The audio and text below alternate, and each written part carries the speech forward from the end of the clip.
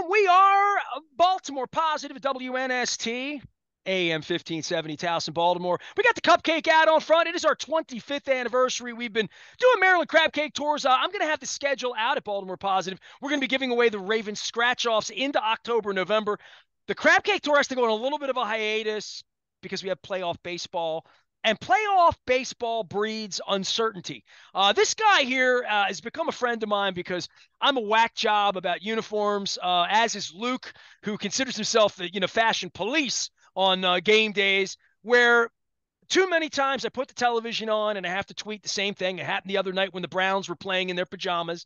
Why is this team wearing their pajamas? This guy is an artist, a logo person, a brand builder.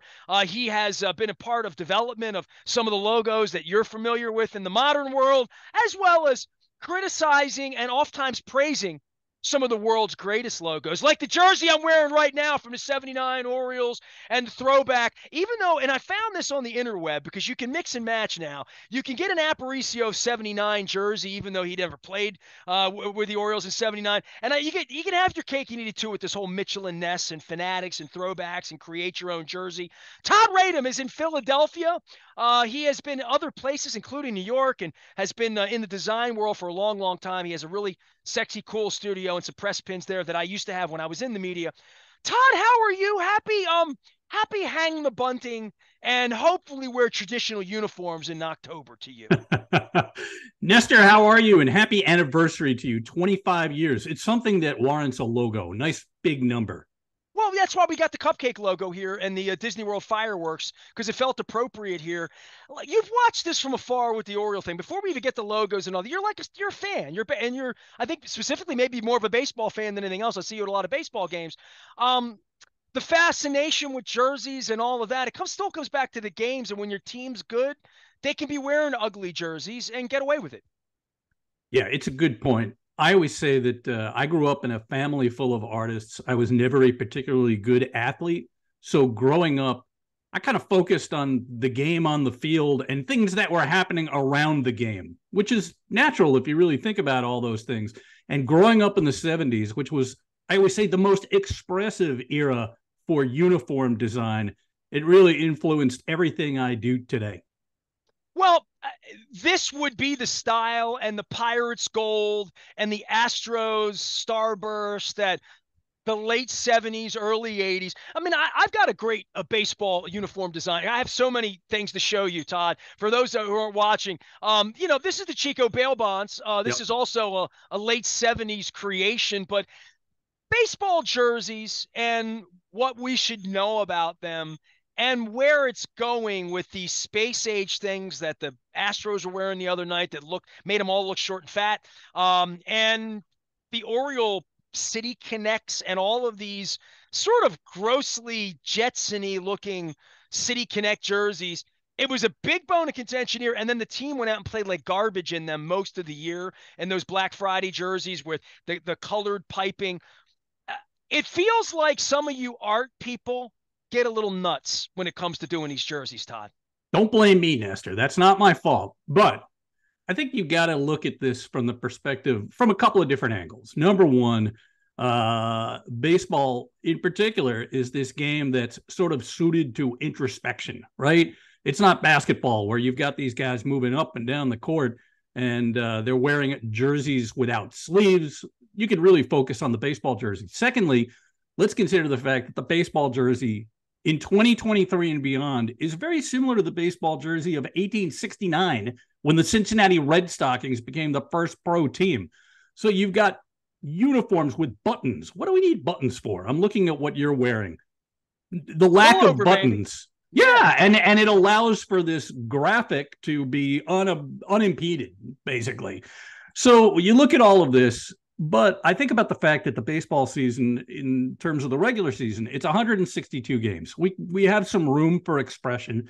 And then lastly, you glom onto this, the fact that each and every one of us are absolutely, totally distracted, right? We've got our faces and our devices. You can have a new identity for your team every single day. And most people, particularly younger people, would appreciate that. So to your point. Well, look at the Terps here, right? I mean, the Terps are always Nike and the sporting goods companies and how much they want to sell and putting a swoosh on it and putting Baltimore City. It's about selling stuff. I mean, let's be honest. But there's a part of recognizability that I really struggle with specifically the NBA. Because Yeah. it feels Oh, like the NBA, they just wear whatever they want, whenever they want. And it makes it harder for me to follow the plot when the colors change.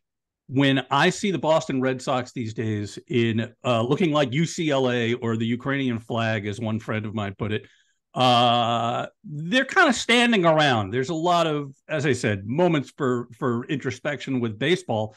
I know they're the Red Sox, even though they don't look like the Red Sox. When I see the Milwaukee Bucks on my phone, and I want to see a highlight of Giannis, and he's wearing blue, I don't know that it's the Bucks. So you are totally right. I think the NBA kind of does it wrong. And to your point, also, anytime you step away from who you are from a branding perspective, you're chipping away at years and years and sometimes decades of equity, right?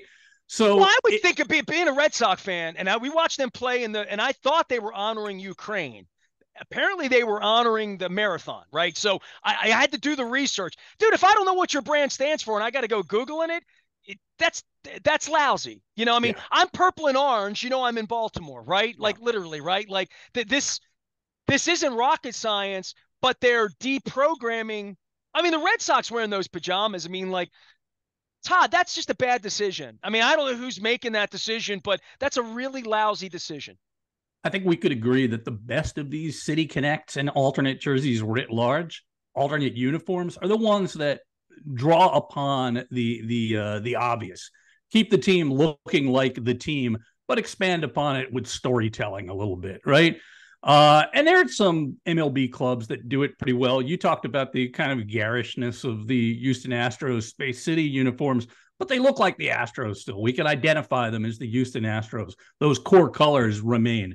Baltimore, whatever the optics are, okay, they're leaning into black on that, and they're not yellow, is what I'm trying to say, Nestor. So there's a way to do this, and we're going to see more and more of these because people demand it, especially younger people. They love these things. Well, when you call yourself the Orioles, you wear orange. When you call yourself the Cardinals, you wear red. When you call yourself the Blue Jays, you should wear blue. I don't know about the White Sox. I've gotten into that, and I'm going to share my white. You had a great White Sox hat on. So all of this started about the City Connects, and you and I got into this online, and I'm always yelling. And Facebook knows when I start talking jerseys that like you might be interested in that. So it shows up on your timeline and my timeline, and we get into it here. In the modern vernacular, and you as an artist and watching this, do you see things that you like? Because I rarely see things I like. I mostly see things that are like the Red Sox wearing Ukrainian flag colors and saying, what the hell are they doing? I rarely see something that I say, that's it. Like I saw a picture of Adam Jones last week with the Maryland flag inside the Oriole logo that means something here. Yeah. It might not mean anything to your eyes if you're not from here, but if you know the craziness of the Maryland flag, I thought that kind of was cool. That, to be something I might wear as an Oriole fan because it speaks to me locally and it might not speak to anybody outside of town. But from a global perspective, do you see modern City Connect where you're really like, that looks great, that looks better than anything they've ever put on? I rarely see that, Todd. I see a lot of swings and misses. I see a lot of trying real hard to sell-ish, but not really taking a uniform and making it better, an enhanced version of it. So we've got two things to talk about. Number one is the fact that I kind of, in my mind, I separate what happens on the field from everything that happens off the field. And for fan wear, you can wear a powder blue White Sox hat. You can wear a purple Orioles hat, which actually makes sense in Baltimore.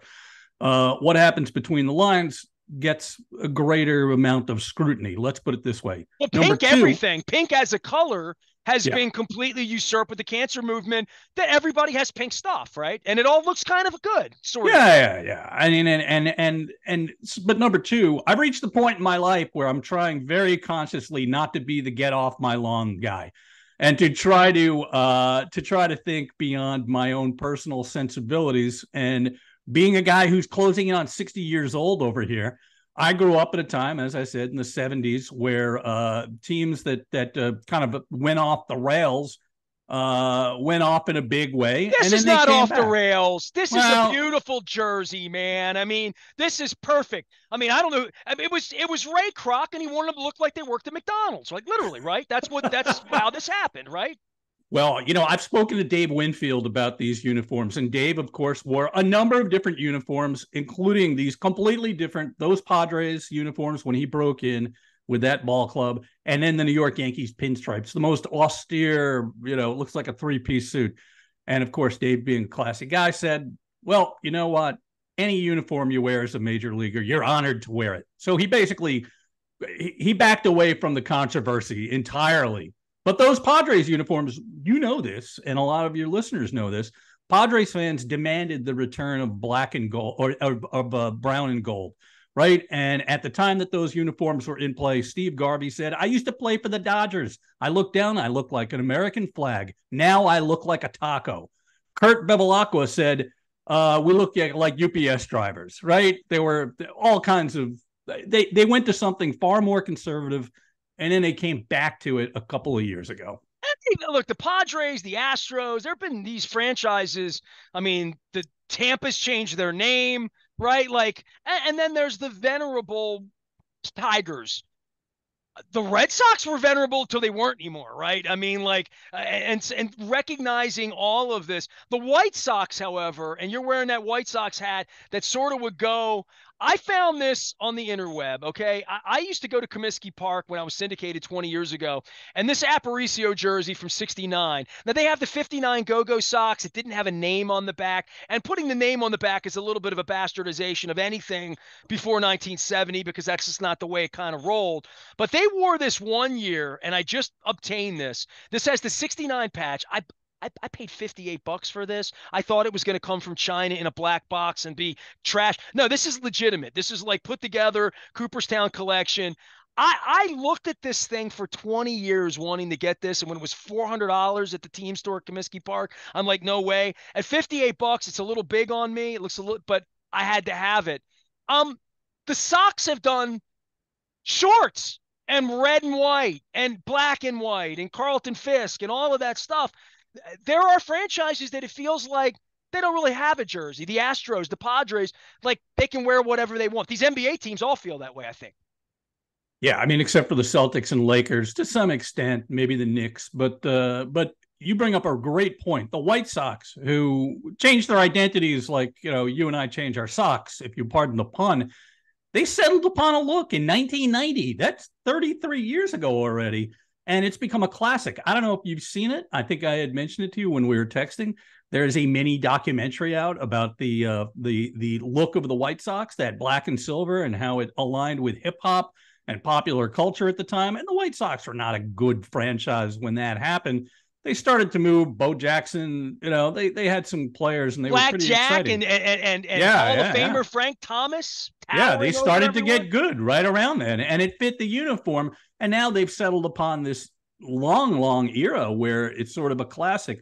But there are younger franchises that have license to change all the time. The Diamondbacks and the Rays being the two youngest MLB franchises, they can change uniforms every 5 years. Although the Rays have looked pretty conservative for a long time now.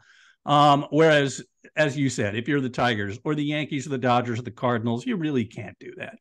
Man, the Marlins were born in those beautiful jerseys with Dutch Dalton with that, and they've had 50 different versions of pajamas, right? Yeah.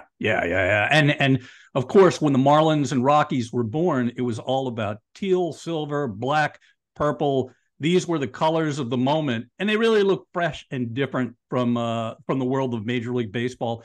And it kind of all stemmed from the Charlotte Hornets, the original Charlotte Hornets of the NBA, who brought in a fashion designer, Alexander Julian, to design their uniforms in the late 80s. That really changed everything. That was the teal.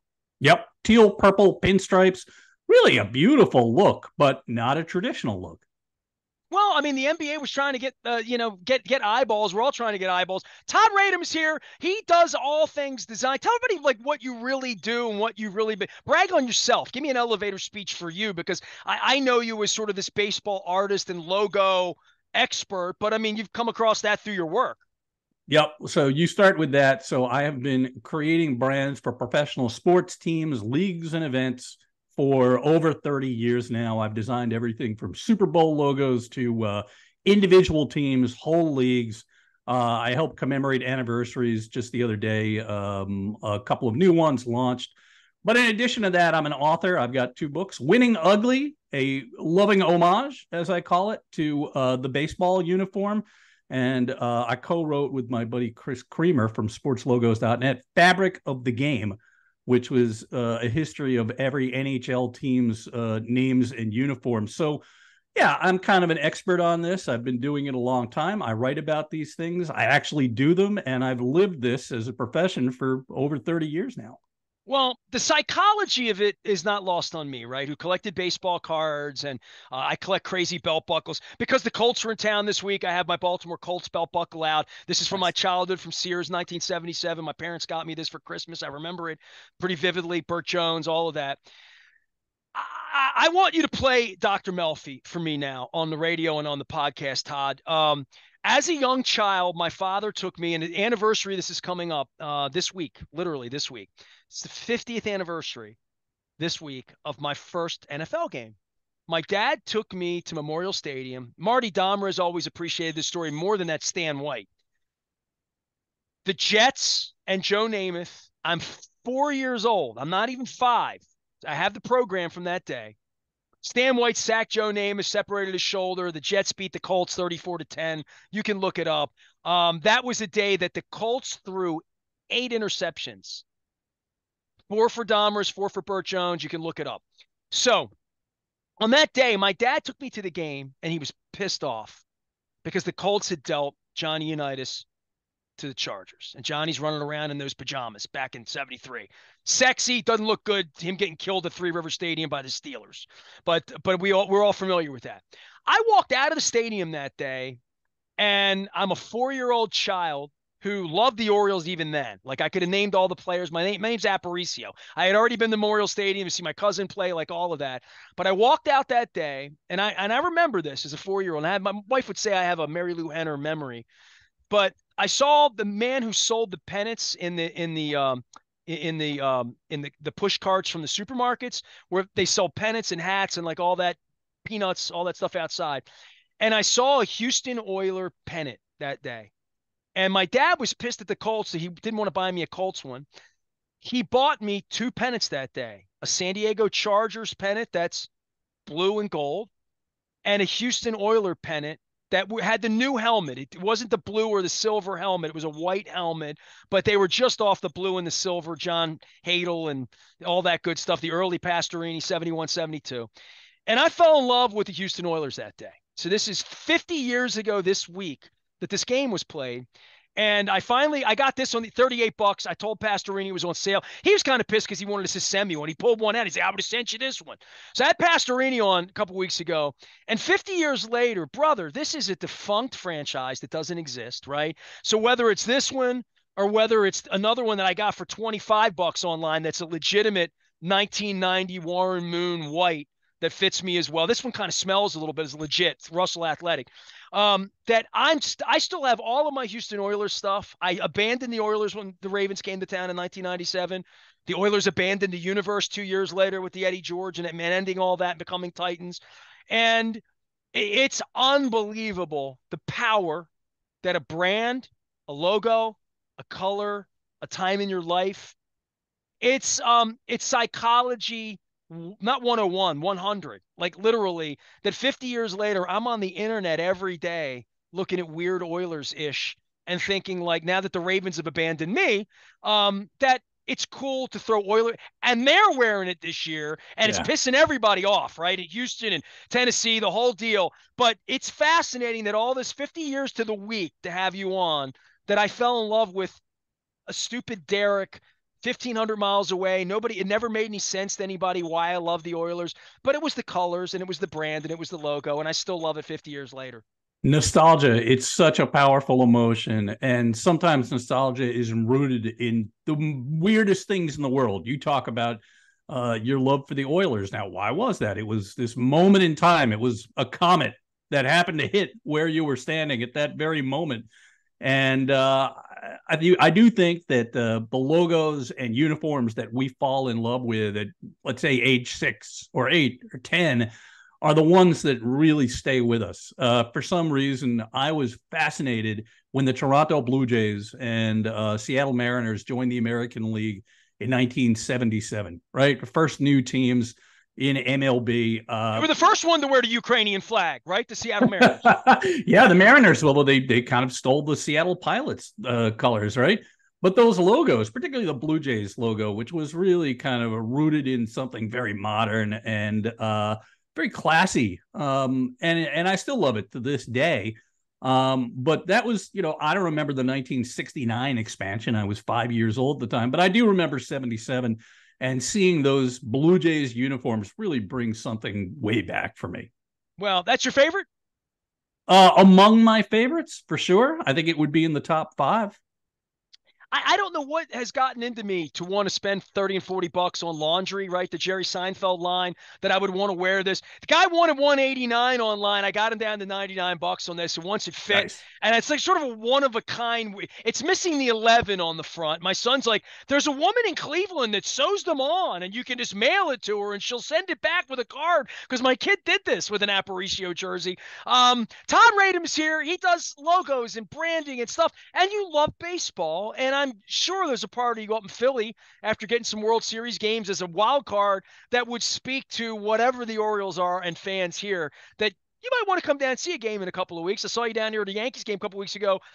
It really is exciting when it happens again, right? And it's happening again for our town right now. And look, man, my last name's Aparicio. Despite Angelos and all the freakiness and the lease and all that, watching old folks who barely remember 83, and I'm one of them, but I was there at Veteran Stadium that night, that to win again and what it means for a community, how sports can bring a community together.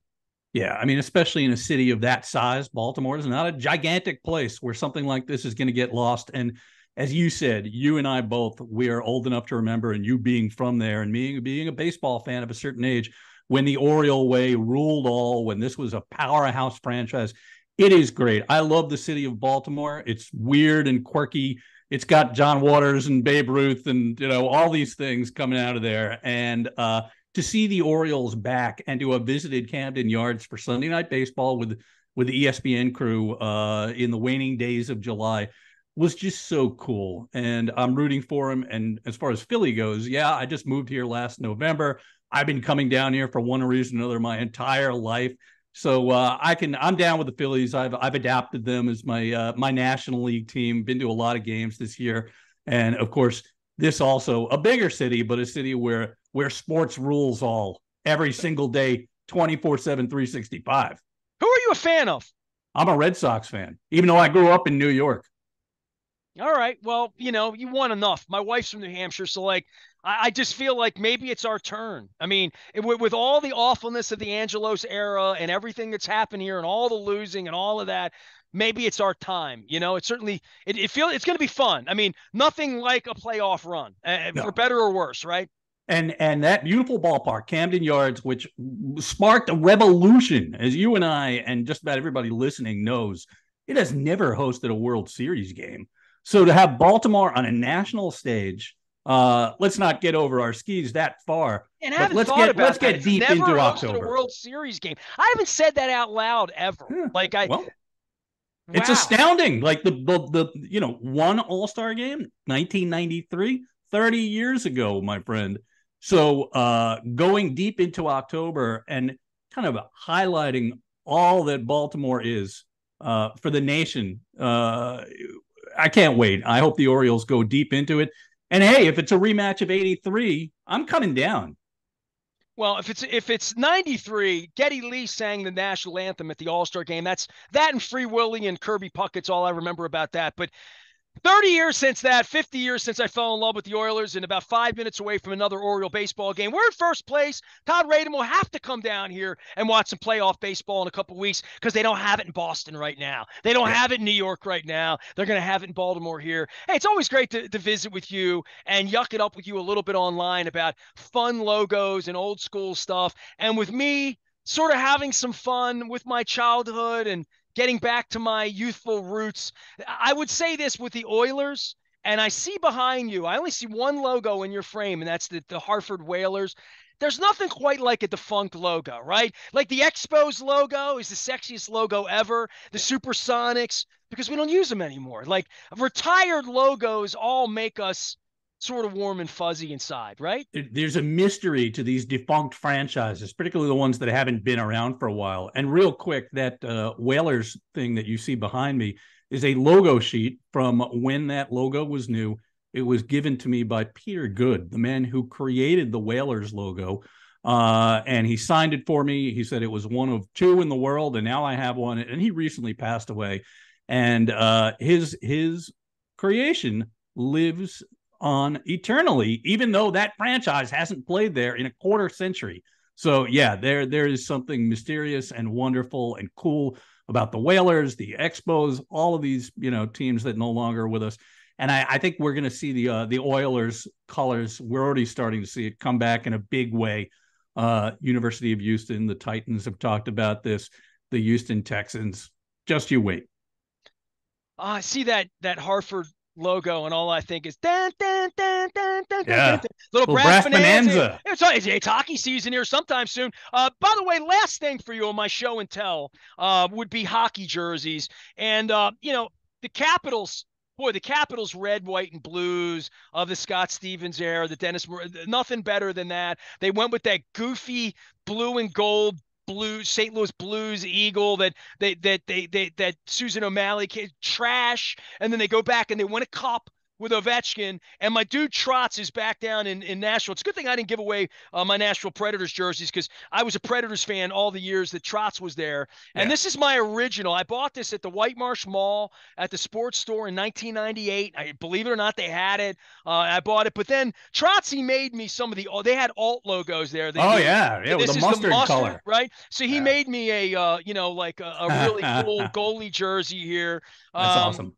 Yeah, hockey's also, because you mentioned the Hartford Whalers, hockey logos, right? They're like the old LA Kings with the purple. I mean, just beautiful old things, right? The Quebec Rogie Vachon.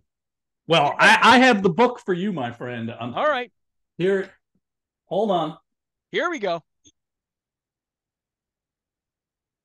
Fabric of the Game. The stories behind the NHL's names, logos, and uniforms. A smorgasbord of every franchise in the history of the National Hockey League, including the Philadelphia Quakers, who played one season in 1930, the New York Americans, how every one of these teams got their names and logos available wherever books are sold. I remember the Rochester Amerks many nights down at the beautiful, fabulous Baltimore Civic Center. All right, Todd, I'm going to let you go. Check Todd out. It's Radom. He does jerseys and logos and stuff and has interesting points of views and love baseball, so go check him out. Hey, always appreciate you. Go buy the book. Makes a perfect holiday gift. I am Nestor. We are WNST, AM 1570, Towson, Baltimore. We never stop talking Baltimore. Positive and fun stuff.